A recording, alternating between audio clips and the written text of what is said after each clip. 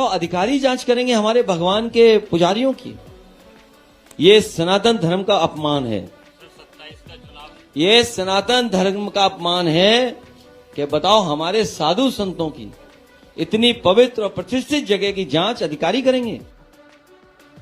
24 घंटे से कम समय लिया और एसआईटी गठित कर दी और एसआईटी में इतने वरिष्ठ अधिकारी रखे गए।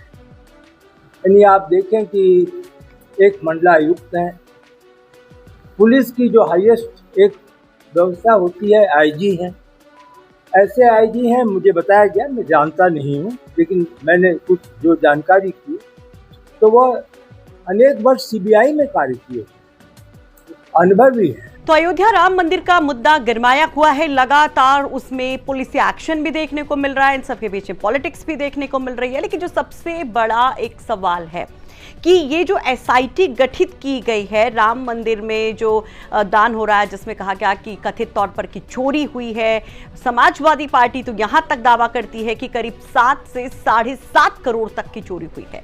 उसके लिए जो एसआईटी गठित की गई है वो कितनी मजबूत है, उसकी रिपोर्ट किस तरह से निष्पक्ष होगी, ये तमाम सवाल जो सोशल मीडिया पर गूंज रहे हैं। अखिलेश यादव ने इस एसआईटी पर बड़ा तंज भी कसा, इससे सनातन का अपमान तक बता दिया, इससे धर्म का एक बड़ा मुद्दा बना दिया कि जो धर्म की जगह है आप क्या वहां अधिकारी घुस करके जांच करेंगे, इस तरह की बातें करते हैं। लेकिन जो सबसे अहम बात है कि एसआईटी के 3 ऑफिसर्स जिनकी तारीफ करते हैं नृपेंद्र मिश्रा, उसमें वो बड़ा भरोसा जताते हैं, इसके लिए सीएम योगी को शुक्रिया भी कहते हैं।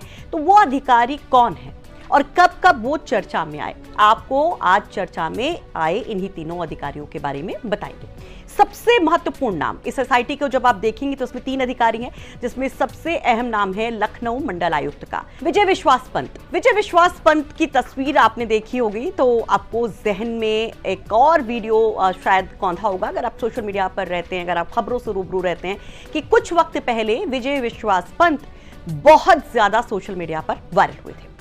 विजय विश्वास पंत अगर आपको नहीं याद आ रहे हैं तो हम आपको याद दिलाते हैं। आपको महाकुंभ की तस्वीरें याद होंगी, जब मौनी अमावस्या के वक्त भगदड़ हुई थी और कई लोगों की जान भी गई थी, उस पर खूब सियासत भी हुई थी। सवाल उठा था कि मैनेजमेंट कैसा था कुंभ का, इतनी बड़ी भीड़ कैसे पहुंच गई। उस वक्त एक वीडियो विजय विश्वास पंत का वायरल हुआ था। उस वक्त वो महाकुंभ में क्योंकि मेला होना था तो बड़ी जिम्मेदारी प्रयागराज में उनको दी गई थी, प्रयागराज कमिश्नर के तौर पर। उस वक्त माइक हाथ में लेकर वो लोगों से अपील करते हुए दिखाई दिए थे। वो वीडियो उनका वायरल हुआ था जिसमें वो ये कह रहे थे कि जो सोवत है वो खोवत है, जो जागत है सो पावत है। तो ये कहा जा रहा था कि उस वक्त भीड़ लगातार बढ़ रही थी, लोगों का ट्रैफिक बढ़ रहा था, तो उसको मैनेज करने के लिए रात में जो स्नान का टाइमिंग था उससे पहले ही लोगों से अपील की जाने लगी कि वो स्नान करें और वहां से निकले ताकि वो भीड़ और इकट्ठा ना होने पाए। कई लोगों ने उनको क्रिटिसाइज किया, कई लोगों ने कहा कि दरअसल पहले ही वो हालात को भांप गए थे और इसलिए लोगों को जागरूक कर रहे थे, लोगों से अपील कर रहे थे। कुछ लोगों ने कहा कि दरअसल ये आस्था में डूबे अधिकारी थे जो वहां पर स्थितियों को भांप ही नहीं पाए कि इस तरह से भीड़ होगी और ये त्रासदी इन अधिकारियों की लापरवाही की वजह से हुई। एनीवेज, अगर विजय विश्वास पंत की बात करें तो योगी आदित्यनाथ काफी भरोसेमंद अधिकारियों में गिने जाते हैं और यही वजह है कि प्रयागराज से उनको राजधानी लखनऊ लाया गया। राजधानी लखनऊ की तेज तरार मंडलायुक्त कमिश्नर आपको याद होंगी रोशन जैकब, जो अक्सर अपने काम की वजह से सुर्खियों में रहती थी। रोशन जैकब को रिप्लेस किया विजय विश्वास पंत ने। अब वो लखनऊ के मंडलायुक्त हैं, कमिश्नर हैं और उनको ये जिम्मेदारी दी गई है।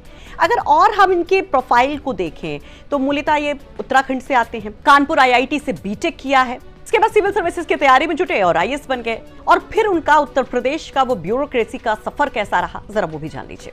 2006 में सहारनपुर में वो ज्वाइंट मजिस्ट्रेट के तौर पर पोस्ट किए जाते हैं, फिर 2007 में वाराणसी के सीडीओ और फिर 2008 में महोबा के डीएम के तौर पर उनकी तैनाती होती है। यूपी में मैनपुरी हो, कानपुर हो और बहुत महत्वपूर्ण जिले जो वो संभालते नजर आए। जब कानपुर के डीएम थे तब भी उनकी बहुत ज्यादा चर्चा थी। 2018 में कानपुर का जब उनको जिलाधिकारी बनाया गया तो प्रदूषण से मुक्ति के साथ ही स्वच्छता, शिक्षा, स्वास्थ्य, सड़क और बिजली को लेकर वो काफी एक्टिव दिखाई दिए थे और करप्शन कंट्रोल के लिए वो एक बहुत बड़े कॉप के तौर पर उभरे थे। वो खुद प्रोजेक्ट्स के साइट पर पहुंच जाते थे वहां पर जायजा लेने के लिए कि किस तरह से काम हो रहा है, गुणवत्ता पर काम है कि नहीं है। तब बड़ी ज्यादा चर्चा उनकी ब्यूरोक्रेसी में भी थी और आम लोगों के बीच में भी थी। इस दौरान उनके पास कानपुर विकास प्राधिकरण के उपाध्यक्ष का भी पद था। इसके साथ ही वो यूपी सरकार के स्वास्थ्य एवं परिवार कल्याण विभाग के सचिव भी रहे। अगर फैमिली बैकग्राउंड की बात करें तो काफी अनुशासित फैमिली बैकग्राउंड से आते हैं विजय रोशन पंत। उनके पिता खुद पीसीएस अधिकारी थे, उनकी मां मैथ्स की लेक्चरर थी, यानी कि अनुशासन में पले बढ़े और अधिकारी बने। अब तमाम उनका सफर, लेकिन सवाल यह है कि एसआईटी में इतनी महत्वपूर्ण भूमिका में क्या वो कर पाएंगे। दूसरे महत्वपूर्ण किरदार इस एसआईटी के वो हैं लखनऊ रेंज के आईजी किरण एस।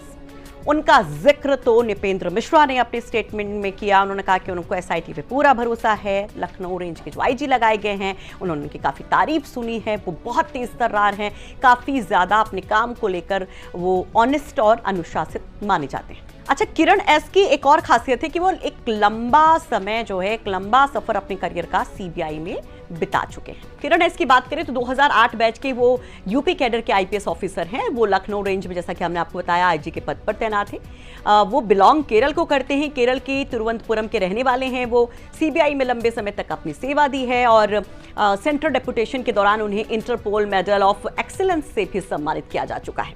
यूपी पुलिस के काफी तेज तर्रार ऑफिसर वो माने जाते हैं। इस एसआईटी के तीसरे किरदार कौन है, जरा वो भी जानिए। तीसरे अधिकारी हैं वित्त विभाग में विशेष सचिव के तौर पर कार्यरत नील रतन जी। नील रतन, इनके बारे में अगर हम बात करें तो जैसा कि हमने बताया कि वित्त विभाग में विशेष सचिव के तौर पर वो काम कर रहे हैं। वे एक सीनियर वित्त एवं लेखा सेवा अधिकारी हैं। यूपी सरकार के फाइनेंस से जुड़े नीतिगत फैसलों में प्रदेश के चाहे पेंशन संबंधी शासनादेश हो या फिर यूपी पीसीएल जैसे निगमों में महत्वपूर्ण जिम्मेदारी वो निभाते रहे हैं। तो ये एसआईटी के तीनों अधिकारी हैं जो इस पूरे मामले की जांच करेंगे। कहा यह गया कि दरअसल जो मंदिर ट्रस्ट है उसके ऊपर जब लोगों का ट्रस्ट हिला, क्योंकि विपक्ष लगातार ये कह रहा था कि वहां पर एक बड़ी चोरी हुई है जो राम भक्तों की आस्था के साथ खिलवाड़ है, धर्म का अपमान है, तो उसमें ट्रस्ट ने अपील की कि इस पूरे मामले की निष्पक्ष जांच की जाए, एसआईटी गठित की जाए।